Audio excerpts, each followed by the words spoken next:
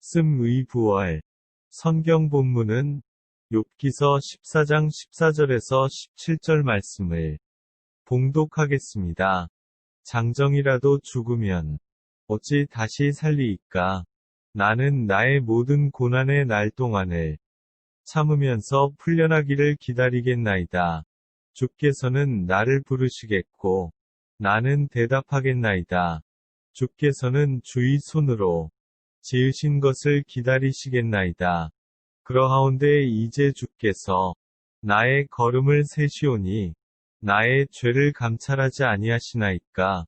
주는 내 허물을 주머니에 봉하시고 내 죄악을 삼으시나이다. 욥은 자기 죄 씻음 문제가 해결되기 전까지는 죽기 싫어서 하나님에게 하소연을 하고 있습니다. 평소에 자기가 자신을 돌아보면서 아무리 생각해도 딱히 죄다고 여길 만한 짓을 안 했다는 겁니다.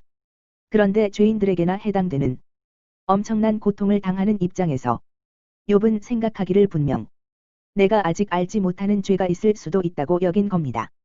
그렇다면 그 죄 문제가 해결되기 전에 내가 죽어버리면 자신은 거룩한 하나님과 함께 할 자신이 없는 겁니다. 따라서 죽기 전에 죄가 해결되든지 아니면 죽어도 다시 살아서 제대로 죄 없는 삶이었다는 것을 하나님께서 보장해 주기를 바라고 있습니다.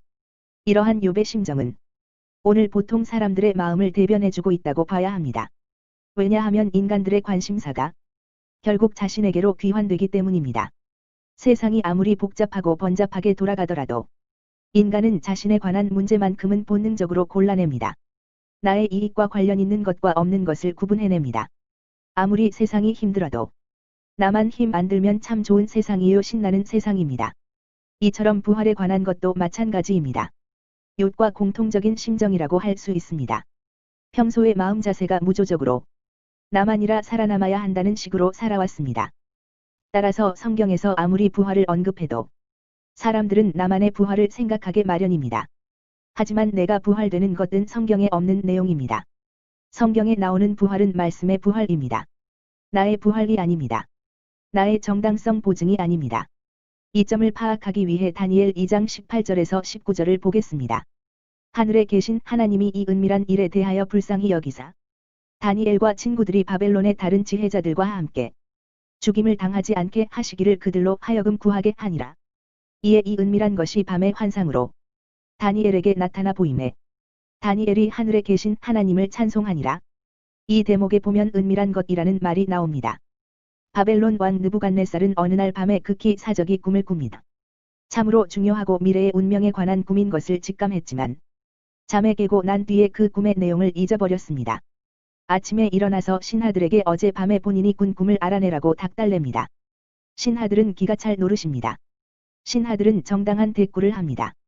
왕이시여, 남의 꿈을 알아내는 것은 신의 영역입니다고 말입니다. 여기에 느부갓네살은 더 화가 났습니다. 즉 그동안 나라의 녹을 먹는 신하들이 기껏 인간들이 할 수 있는 일만을 하면서도 신의 이름을 들먹이면서 왕 자신을 속여온 것에 화가 난 겁니다. 다 몰살하라고 명령합니다. 다니엘의 지혜는 인간들이 찾아낼 수 있는 지혜의 수준이 아닙니다. 은밀한 것은 오직 하나님께서 지혜를 주실 때만 안다는 것은 다니엘 본인도 인정하는 바입니다. 욥이 부활에 대해서 어디까지 알고 있고 어디까지 모르고 있는지를 분명히 구분해야 합니다. 사람이 억울하게 죽은 자들에게는 다시 살려서 그 인간의 정당성을 인정받을 기회를 주어야 한다는 식의 부활은 어디까지나 인간의 능력 안에서나 이해될 부활입니다. 하나님의 부활은 그런 것이 아닙니다. 다니엘 12장 1절에서 2절에 보면 그때에 내 민족을 호위하는 큰 군주 미가엘이 일어날 것이요 또 환난이 있으리니 이는 개국 이래로 그때까지 없던 환난일 것이며 그때에 내 백성 중 책에 기록된 모든 자가 구원을 받을 것이라. 땅의 티끌 가운데에서 자는 자 중에서 많은 사람이 깨어나 영생을 받는 자도 있겠고 수치를 당하여서 영원히 부끄러움을 당할 자도 있을 것이며 고 되어 있습니다. 즉 부활은 부활될 자만이 영광스럽게 부활되어야 하는데 이 부활은 오직 명단에 기록된 대로 시행된다는 겁니다. 그렇다면 부활은 개인의 여망으로 결정될 사항이 아닌 것입니다. 명단을 기록한 그분 소관입니다.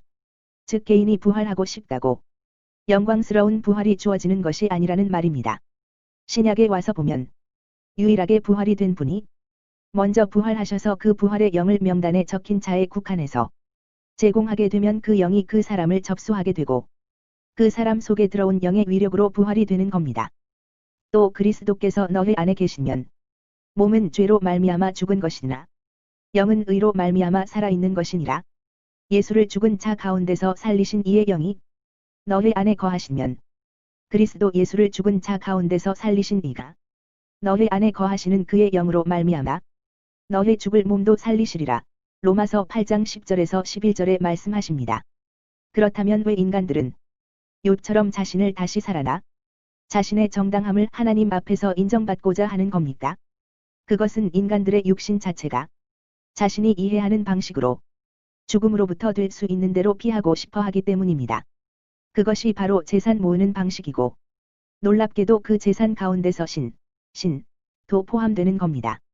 창세기 31장 34절에서 36절에 보면 라헬이 그 드라빔을 가져 낙타 안장 아래에 넣고 그 위에 앉은지라 라반이 그 장막에서 찾다가 찾아내지 못하매 라헬이 그의 아버지에게 이르되 마침 생리가 있어 일어나서 영접할 수 없사오니 내 주는 노하지 마소서 하니라. 라반이 그 드라빔을 두루 찾다가 찾아내지 못한지라. 야곱이 노하여 라반을 책망할세. 야곱이 라반에게 대답하여 이르되 내 허물이 무엇이니이까? 무슨 죄가 있기에 외삼촌께서 내 뒤를 급히 추격하나이까? 라고 되어 있습니다. 라헬은 라반의 딸로서 이제 남편과 더불어 독립하려고 합니다. 남편 야곱에서 많은 재산이 있습니다. 하지만 라헬은 그 많은 재산을 유지하고 더 키울 수 있는 그 무엇이 있어야 했습니다. 그것은 재산의 일부로 곧 드라빔이라는 우상이 목록에 들어갑니다. 즉 재산을 지키고 키워내는 그 신마저 자신의 소유 대상으로 여기는 겁니다. 왜 그렇게 합니까? 그것이 바로 자신으로 하여금 죽음의 선험성을 살아있을 때 느끼기 때문입니다. 즉 죽음을 알기에 전력을 다하여 그 죽음으로부터 더 벗어나고 더 멀어지고 싶은 겁니다. 재산 모으는 것이 가장 적절하다고 생각하고 있습니다. 이것을 위해 인간들은 자기로부터 개설된 관계망을 넓혀갑니다. 하지만 은밀한 관계망이 따로 있습니다. 그것은 예수님의 부활에서부터 시작된 관계망입니다. 이 두 개의 관계망으로 인하여 이 세상의 복음적 안목에서만 보이는 환란이 들이닥치게 됩니다. 왜냐하면 부활에 이르신 예수님이 친히 당하셔만 했고 그 환란이 영광스러운 부활에 참여한 자에게 동일하게 관계망을 통해서 흘러들어오기 때문입니다. 그래서 나를 위한 나의 관계망이 유명무실해집니다. 라헬이 훔친 우상에 대해서 야곱은 참으로 억울합니다. 본인은 훔치지 않았기 때문입니다. 게 오늘날 성도에게 주어지는 환란의 내용입니다. 예수님으로 흘러들어오는 복음으로 인해 억울한 순환을 받는 것이 부활 관계망의 흐름입니다. 이 흐름으로 인해 성도의 모든 삶은 벌써 부활의 아름다움의 일부입니다. 기도합시다. 하나님 아버지, 우리 삶에서 주님의 공로에 근거한 부활의 효과를 발견할 수 있게 하옵소서.